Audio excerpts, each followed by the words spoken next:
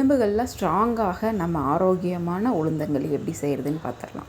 ஒரு டம்ளர் அளவு கருப்பு உளுந்து எடுத்திருக்கேன். அதை ஒரு வடை சட்டியில் போட்டு 4 ஏலக்காய் ஆட் பண்ணி நல்லா பொன்னிறமாக வறுத்துக்கலாம். நல்லா ப்ரௌனிஷாக வறுத்துக்கிட்டோம்னா நல்லா மணமாக இருக்கும். அப்படியே நம்ம வறுக்கும்போது அந்த ஏலக்காயுமே உப்பி வந்திருக்கும்.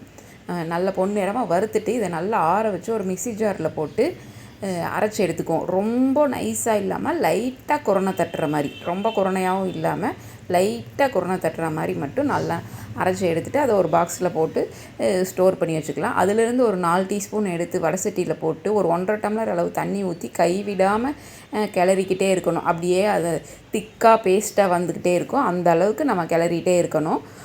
கிளறிட்டே இருக்கும்போது கொஞ்சம் திக்கானதுக்கப்புறம் ஒரு 3 டீஸ்பூன் அளவு கரும் சர்க்கரை ஆட் பண்ணிவிட்டு ஒரு 3 டீஸ்பூன் அளவு நல்லெண்ணெய் ஊற்றி நல்லா கலந்து விட்டுறணும். இது கொஞ்சம் லிக்விடாக இருக்கும்போதே ஆஃப் பண்ணிட்டோம் அப்படின்னா நம்ம ஆற விட்டு சாப்பிடும்போது நல்லா களி பதத்துக்கு வந்துடும்.